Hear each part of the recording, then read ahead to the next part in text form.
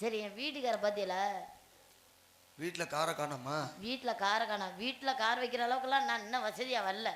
ஏன்? ஆமா இப்பதானே கொஞ்சம் கொஞ்சமா முன்னேறிருக்கோம். அப்படி போய் சொல்லிக்கிட்டு அலையிற. இல்ல இப்பதானே முன்னேறிருக்கோம். இப்பதான் என் வீட்டுக்காருக்கு ஒரு பெரிய வேலை வாங்கி கொடுத்துருக்கேன். எது? என் வீட்டுக்காருக்கு வேலை வாங்கி கொடுத்துருக்கல. வேலையா? பரவாயில்லையா? பிஏ முடிச்சிருக்காப்புல. இப்பதான் வேலை வாங்கி கொடுத்துருக்கேன். என்ன வேலை?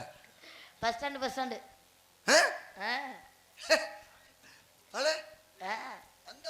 அந்த அளவுக்கு. என்னம்மா வேலை? பிச்சை எடுக்கிற வேலை. சங்கத்துல சேர்த்திருக்கேன்ல. சங்கத்துல பிச்சை எடுக்கிறதுக்கு சங்கம் வச்சிருக்காங்க. ஓ, வேற ஆள் வேற யாரும் பிச்சை எடுக்க முடியாது. அந்த இடத்துல பிச்சை எடுத்தா அந்த சங்கத்துல உள்ள பிச்சை எடுக்க. போன வாரம் தான் மெம்பர் ஆக்கியிருக்கேன். யால எது? 2000 ரூபாய் கட்டி மெம்பர் ஆக்கியிருக்கேன். பிச்சை எடுத்த காசுல. அதுவும் பிச்சை எடுத்த காசுல? பிச்சை எடுத்த காசுல. அவரே மெம்பர் ஆக்கி. அவர் தான் என்னை கட்டிக்கும் போது சொன்னாரு, பிச்சை எடுத்தாது என் பொண்டாட்டியை காப்பாத்துறேன்னு. ஆனா தான் எடுக்க விட்டுருக்கேன். ஓஹோ, நான் எவ்வளவு சிரமப்பட்டாலும் என் பொண்டாட்டியை சொகுசா வச்சுக்குவேன், பிச்சை எடுத்துனாச்சும் காப்பாத்துவேன் பேச்சுக்கு சொன்னதுக்கு நீ அவனை எடுக்கவே வச்சுட்ட. படிச்ச படிப்புக்கு வேலை கிடைக்கல. இதுக்கு என்ன கலெக்டர் வேலை கிடைக்கும் இந்த மூதேவிக்கு? அதனால பார்த்தேன், ஒரு நாளைக்கு 1000 ரூபா 500 ரூபா கொடுத்தா சேர்த்து கட்டுப்படி ஆகுமா இருக்கிற நமக்கு? அதனால பார்த்தேன், இதுல நல்ல வருமானமா இருக்கு. ஒரு நாளைக்கு 4000 ரூபா 5000 ரூபா சம்பாதிச்சு போறாப்ல. என்னமா சொல்ற? என்ன வாய்ஸ் மட்டும் தான் கூட கேட்குது. அம்மா தாயே ஒரே சத்தமா தான் இருக்கு.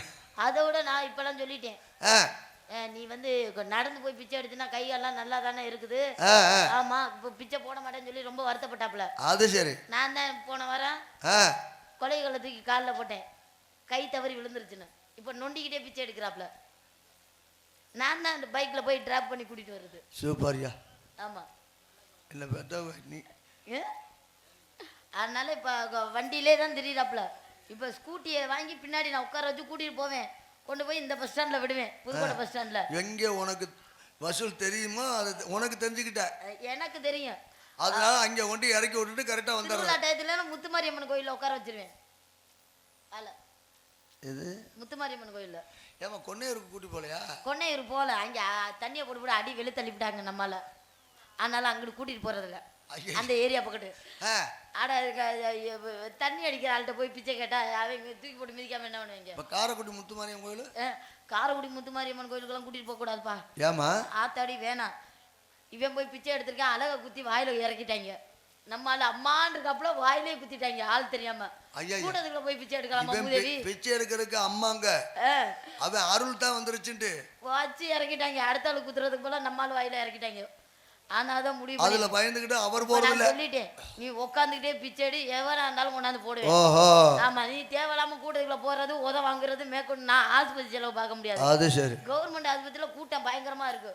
அது வேற 12 மணிக்கு மேல 12 மணி வரையும் தான் இருக்கும். ஓபி சீட்லாம் வாங்கி உன்னை வச்சு பாக்குறதுக்குள்ள படாத அன்னைக்கு ஒரு நாள் வருமானமே கெட்டு போயிருது. அதனால அடியெல்லாம் வாங்கிட்டு இருக்காது, வர்றவேன் போடுவேன், நீ வரல செவனேன்னு இரு அப்படின்னு சொல்லி உட்கார வச்சுட்டு வந்திருக்கேன். இப்போ உட்காந்தே தான் பிச்சை எடுக்கிறாப்ல. எந்திரிச்சு நடக்க முடியல, காலை வேற ஓடிச்சிருக்கேன்ல. அதுக்குதான் என் மாமியா ஒரு ஏற்பாடு பண்ணிக்கிட்டு இருக்கேன். எதுக்கு? வருமானம் பத்தலன்னு சொல்லிட்டு இருக்கு. அடுத்த வாரம் அதை கொண்டு போய் சேர்க்கலாமான் இருக்கேன். அந்த சங்கத்துல. அடுத்த வாரம் அந்த சங்கத்துல மெம்பர் ஆக்கலாமான்னு பாக்குறேன். மாமியாரையும் உட்கார வச்சு.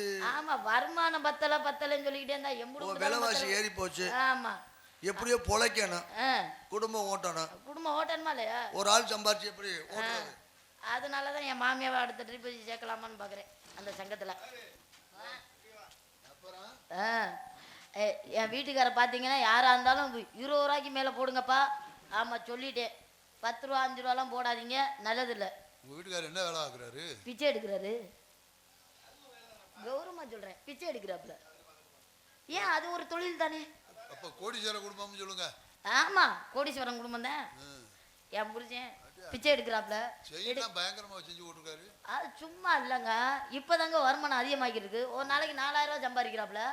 4000 ரூபாய் சம்பாதிக்கிறாப்புல.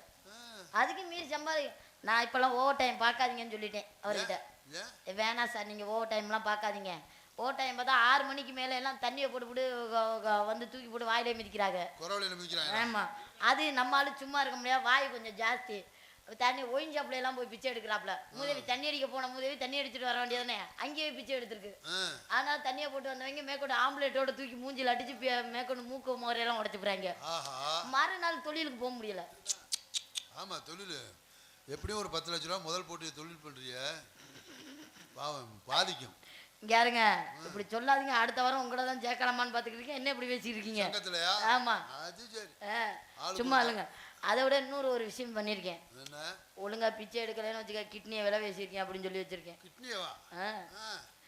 ஆமா, ஒண்ணு நமக்கு புரோஜனமா இருக்கணும், இல்லைன்னா மற்றவங்களுக்கு புரோஜனமா இருக்கும். இதுவும் ஒரு சேவை தானே. ஆமா, 25 லட்ச ரூபா பேசியிருக்கேன் 2 கிட்னிக்கு. அப்ப சரி, அதை வச்சுக்கிட்டே காலத்தை தள்ளிடலாம். அதனால கிட்னியை எடுத்துருவாங்கன்னு வீட்டு பக்கத்தே வர்றதில்ல எங்காலு. கிட்னியை வீட்டுக்கு போனா எடுத்துருவாங்க. நான்லாம் இப்பெல்லாம் வந்து என் புருஷனை நடக்கவே விடுறதில்ல தெரியுமா? காலை தான் ஒடிச்சு விட்டுருக்கேன். அப்புறம் எங்கிட்ட நடக்க விடுறது? நடந்தா தானே போய். அதை விட கோயில்கள் எல்லாம் பிச்சை எடுக்கிறது ரொம்ப சிரமமா இருக்குப்பா. அட ஏங்கப்பா நீங்க வேற கேக்குறாங்களோ, காலு தான் நல்லா இருக்கு அப்படி கேக்குறாங்க. மேற்கொண்டு அளவு குத்த போற கூட்டத்தை கண்டவன தட்டை தூக்கிட்டு அம்மா தையன்றாங்க, தீச்சட்டியை கையில் கொடுத்துட்றாங்க.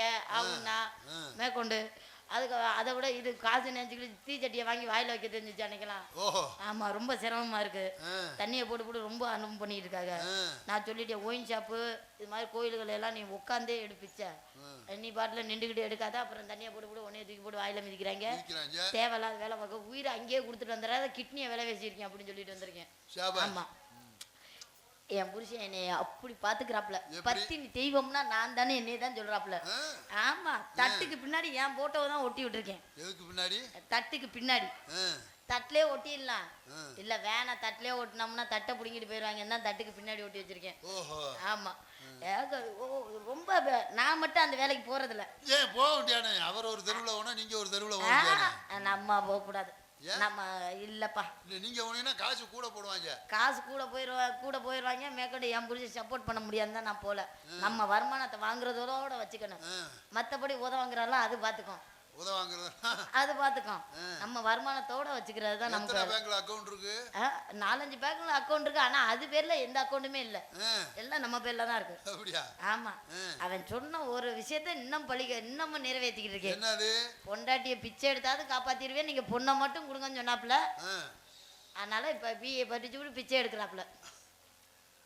எப்படியும் உங்க மகளை கண்கலங்க விட மாட்டேன், பிச்சை எடுத்தாச்சும் என்னைய கண்கலங்க விட மாட்டாப்ல. டெய்லி அழுதுகிட்டே போறாப்ல. 6 மணிக்கெல்லாம் எந்திரிச்சு என்னை போச்சு பிச்சை எடுக்க அப்படின்னு. 6 மணிக்கு யாரு பிச்சை போடுவா? 6 மணிக்கெல்லாம் போனா தானே, உட்கார்ந்தா தானே இடத்த பிடிக்கணுமா இல்லையா? கூட்டம் அதிகமா இருக்குல்ல இப்ப பிச்சைக்கு.